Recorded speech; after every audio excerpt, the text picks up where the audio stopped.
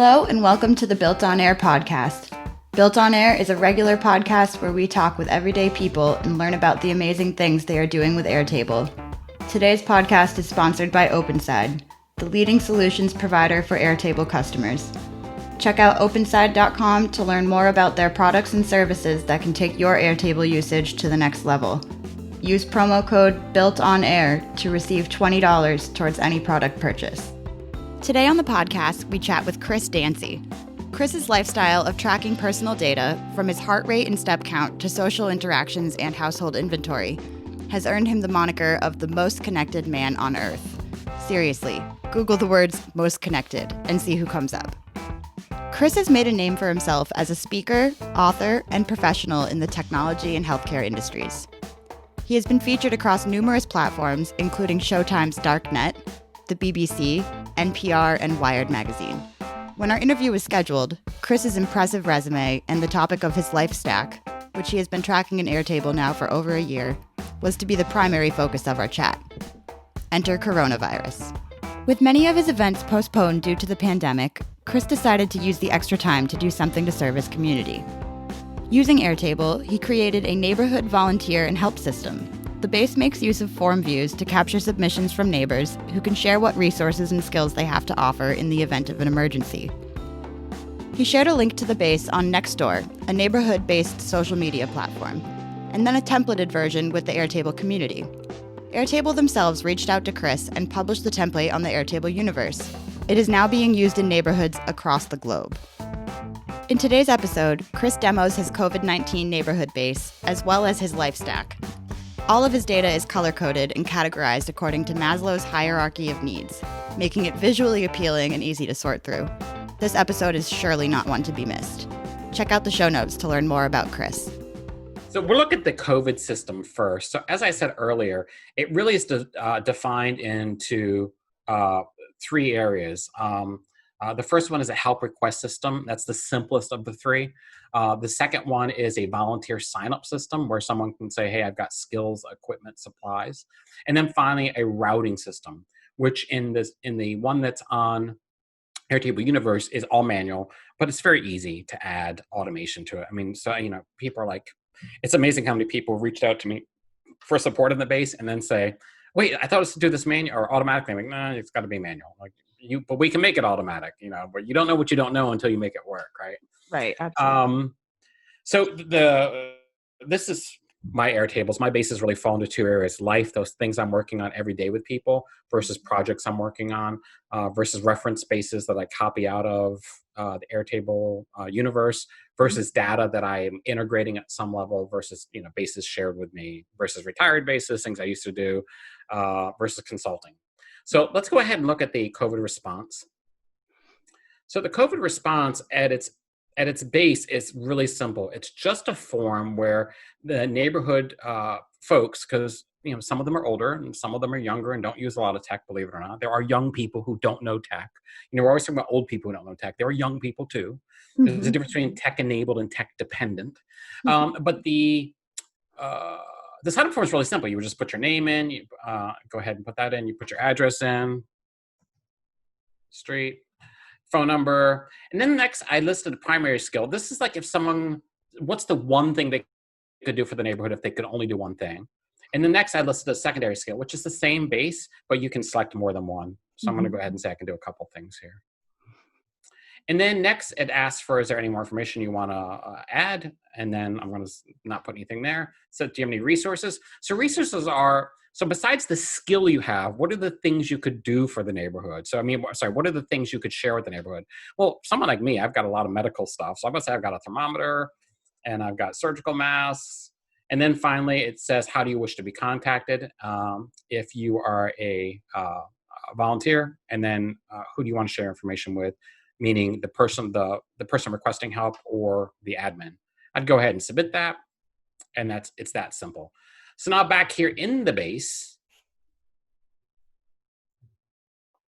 we can see all that information went ahead and got logged down here in row 12. So really simple, really, not a lot to it.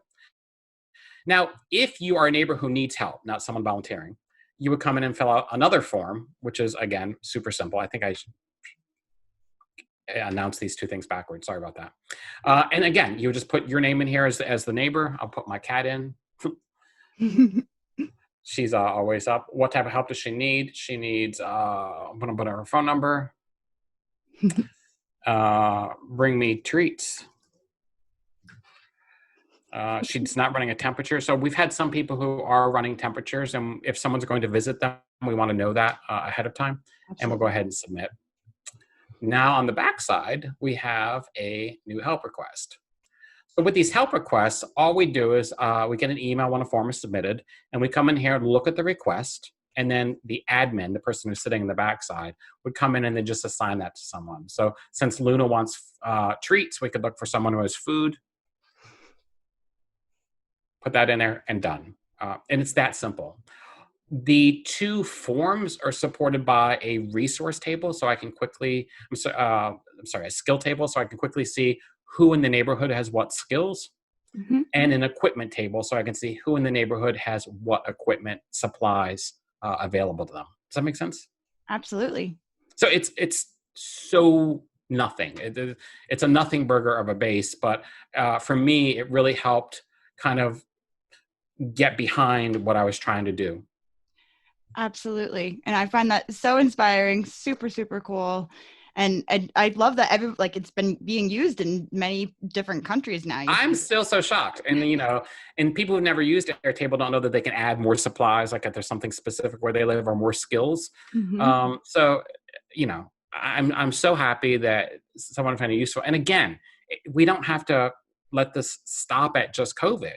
Right. My neighborhood's very prone to flooding, so we're going to continue using it as a disaster response system just for us. And because we're sharing it inside of Nextdoor is geofenced. So it's not like people can see our links outside of our neighborhood. So again, it's free, it's quick, it's dirty, it's easy, it's on Universe. If you need help, although if you're listening to this podcast, you probably could help me because I don't know as much as those people.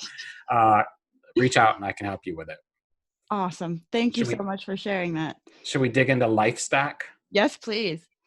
Okay, you sure? I am. Absolutely. Okay. LifeStack's kind of crazy. All right. So I'll go ahead and share again. So just like with the COVID base, LifeStack really started out as an idea of how to orchestrate my customers, the people I did consulting for, but also my business, so like how my business related to each other.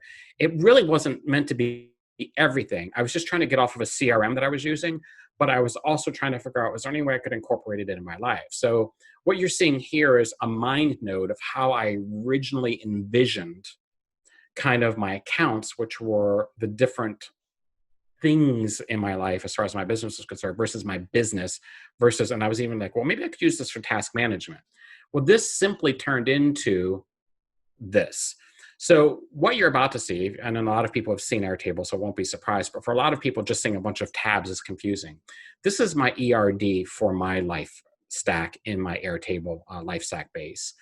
It's really broken up into these 6 primary focus areas. The first one would be asset tables, and those are tables that have anything to do with like making me good and well. So think of that as the bottom of Maslow's hierarchy of needs, right? So there'd be the entities, me, my cat, my partner, my health records, assets, things we own, bank accounts. Next to assets, we've got kind of liability tables. So those are where we start to interact with the rest of the world, right? In ways where we have things to do. So bills tie up to vendors or AP, accounts payable. Credit cards are basically just microtransactions between me and other people. Contacts spread over 2 tables because it can be someone I owe money to or someone who owes money to me, or it could be a friendship. And those contacts can be tied to my customers, and my customers then are tied to engagements, whether they be consulting or speaking, or I do workshops. And then services roll up into engagements, which roll up into customers, and all of those things then roll down to references. But in that same kind of revenue area, I also have a table called travel overview, because important for my health is I need to see if I'm doing too much. If I've got too many things on my plate, how is it affecting me? And we'll look at that and you'll be like, oh, that's kind of crazy. So you can calculate how burned out something's making you, and then make the decisions on to get rid of it. And yes, I literally go that far. So those are the kind of the highest level kind of base, I would call them nouns. They're not action tables. Below that, supporting those, you've got kind of a legal and record keeping tables. Those are like all the forms and documents and emails and things that come in. Statements are separate because I needed to share that separately than kind of creating a view for the people who need bank statements. Transactions are all the transactions that come in that are accounting based that can sometimes tie to forms and documents, like receipts on a transaction for like something that has warranty, but also transactions roll up to statements because every bank statement's full of transactions. And then a bookkeeping table, which is an interface between QuickBooks, which my CPA uses, and me to make sure that my bases are in sync with his bases, so he doesn't have to ask me a lot of questions, or if he needs proof for the IRS that why something was purchased, the bookkeeping table will then link to the statement, the document receipt, and the original transaction. Does that make sense? Absolutely. That's brilliant. Okay.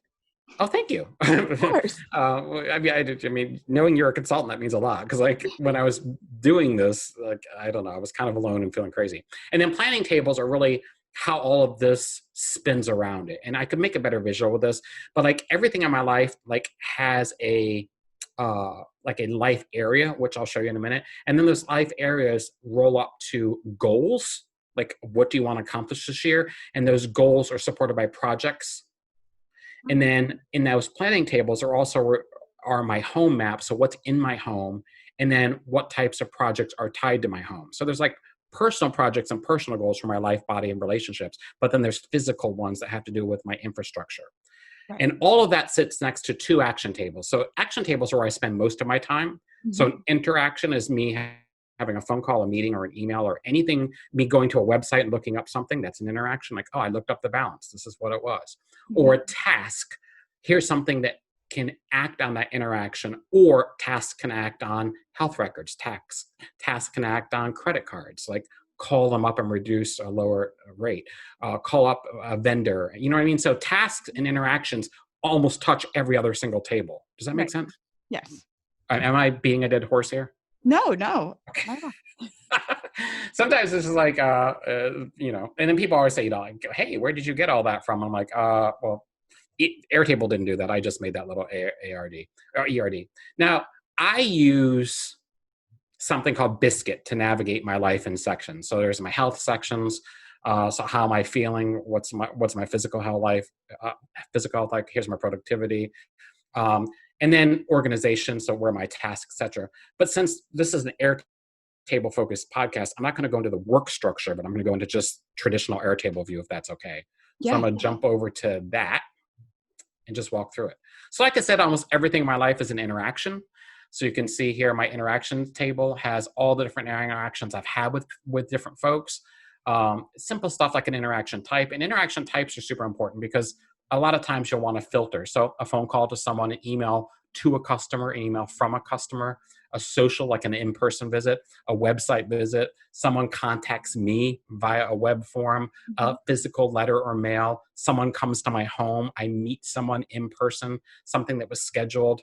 And then I've got these ones that are more labeled to interactions that are tied to services. So I'm billing for a service, or I'm creating an event service.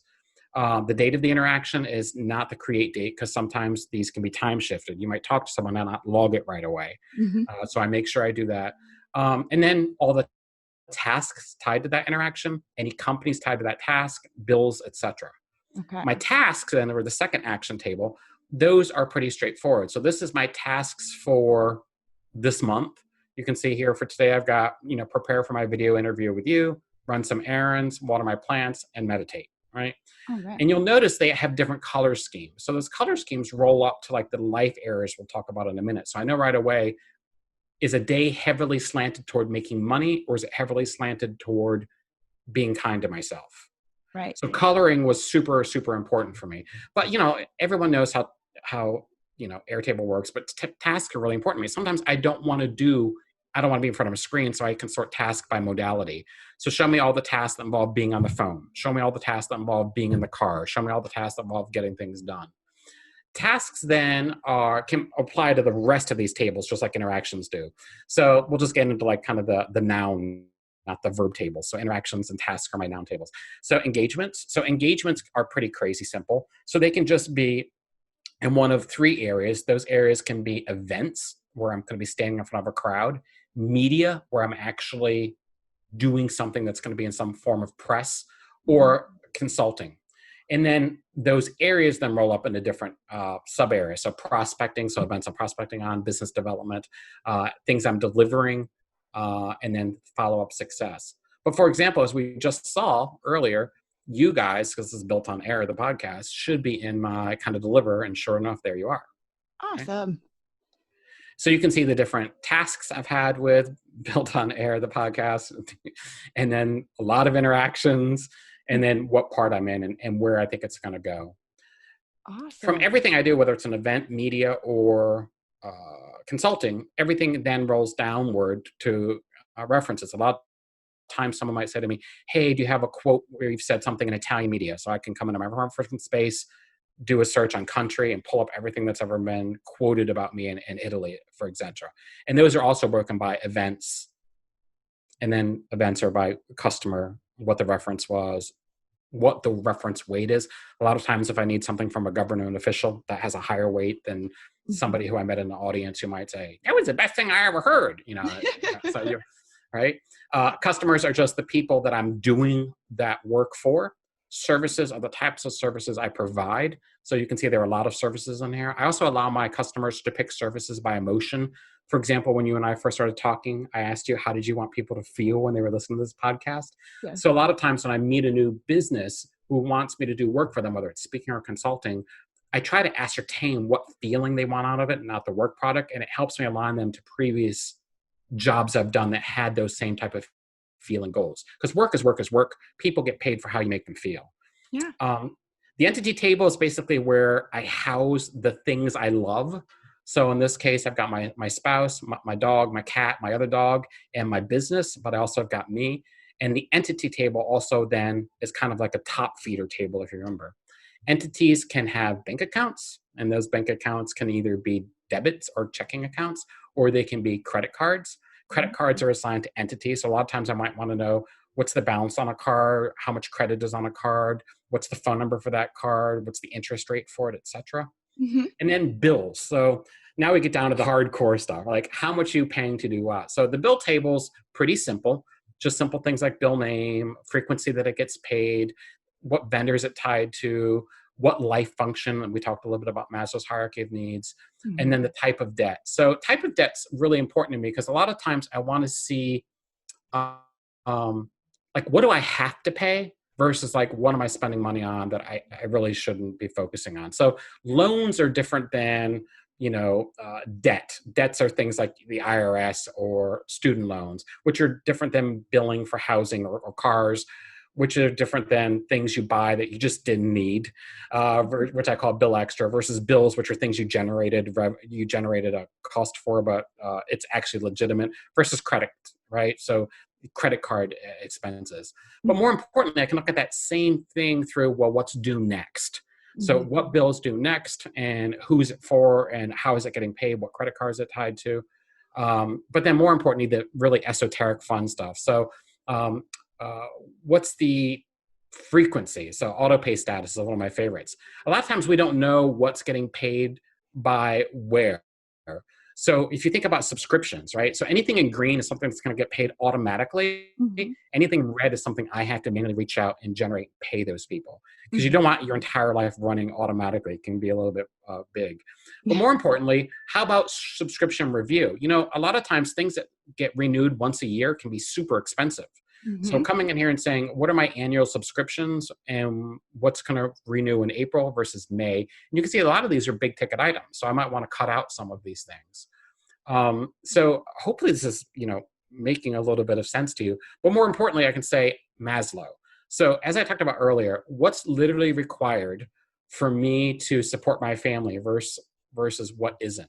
So the bottom of Maslow hierarchy of needs obviously has all the home and auto in it. So mortgage and things like that. The next one up has all the safety. So, what are you doing for safety, right? So we've got the services for my dog's geo-fenced collars, storage, yearly medicine for them, etc. Does that make sense how I sort that now? Oh yeah, absolutely. Yes. Okay. Yeah. And then of course, people I've got to pay or vendors. That's pretty straightforward. And each vendor has all the bills, interactions, documents, etc. linked to them. Those vendors and those people I pay and people who pay me are all roll up to the contact. Mm-hmm. All of this then is tied to a life area. So is it something that's going toward my health, my home, my work, my finances or success? Those life areas are underpinned by goals I want to accomplish each year. Those goals are underpinned by projects.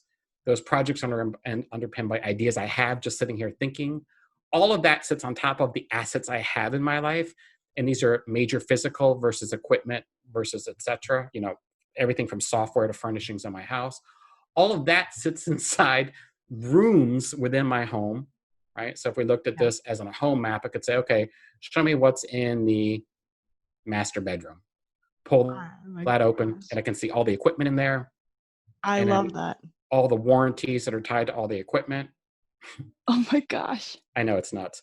And then forms and documents. So all the forms and documents that are tied to assets, entities, etc. Mm-hmm, mm-hmm. And then health records. So when's the last time Rocket has been to the vet versus when's the last time I've seen a doctor? So we've got in here, how am I sleeping every night? What supplements am I taking? What's my weight? What am I eating?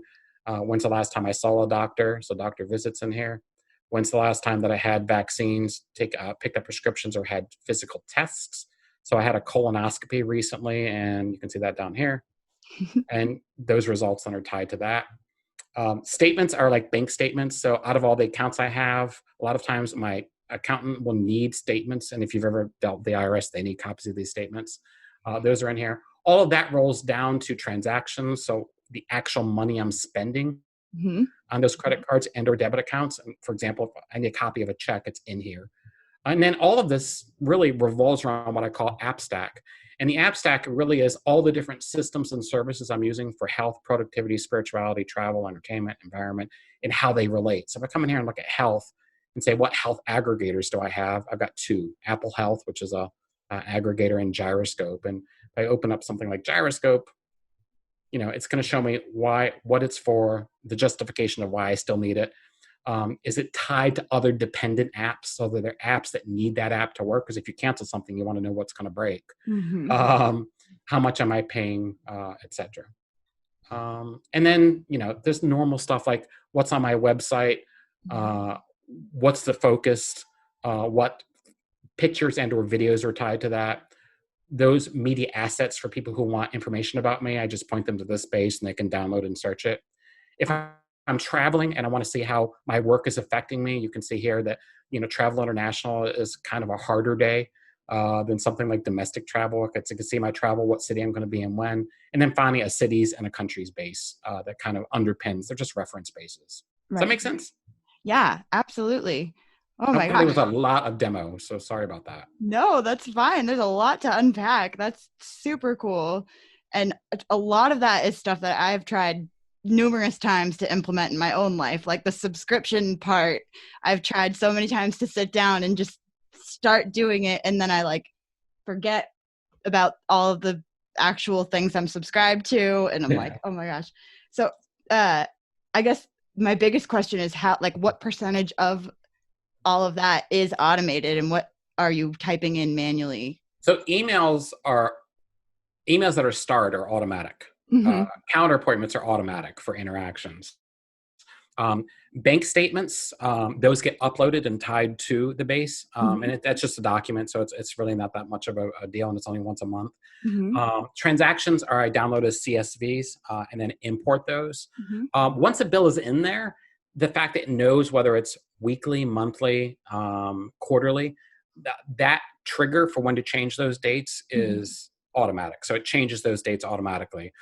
So when a bill comes due, I know it's due. And if I don't mark it as with an interaction, then it stays there that, okay, you didn't touch this. For me, the bills that are not set up on a automatic payment, those I have to go in and manually pay, right? So again, I use the web clipper to get screenshots of things I pay. Awesome. So I mean, it's a lot more automation than probably it should be, because I like the manual nature of some things, because you can't forget what you're touching, right? A lot of times we just forget stuff. I'd say I probably spend maybe an hour a week on my base, all in, like, maintaining it, editing it, manually adding or changing things. So maybe an hour a week total. Um, I've been asked by so many people to put it in Universe. Um, the problem is I'm so anal that I don't want to put it in Universe till I know it's super clean and I can make a how-to video. I also want to put it in Universe in different sections. So I almost want like a section just for finances, and a Right. section just for business, and a section just for home. And I have this massive base, and I think someone getting there is saying, okay, I just bought a desk. Where do I even start? Right. Right? I mean, that can blow your mind up. But for me, I know right away, right? Because if I buy a desk or something online, I'm going to get an email. The email comes in as a transaction. That transaction then gets tagged to an asset. And that asset then, if it's tied to a receipt, is tied to a document, right? And all of these things then have dates, and, especially if you buy them, you want to put the date you purchase them. So it's just something really dumb that like really is fun to do. If you have Apple Care on any of your Apple products, just putting the date the Apple Care expires and setting a reminder for yourself 1 month as a task beforehand to go in and say it's not working. Apple just gives you brand new AirPods, or they'll just, so again, it'll pay if you start to kind of manage to the dates that transactions happen. It's more than just about having a record of it. Absolutely. Yeah. And it allows you to see exactly what you're spending your money on. I mean, and that's just the tip of the iceberg. So that's super. And then there's normal things. I mean, if someone goes to my website and says, hey, I want to talk to Chris Dancy, I mean, that's an Airtable form. Right. I think it's a lot simpler than it looks. You use some Siri shortcuts to log things, like, and have a water or caffeine. Hey Siri, log caffeine.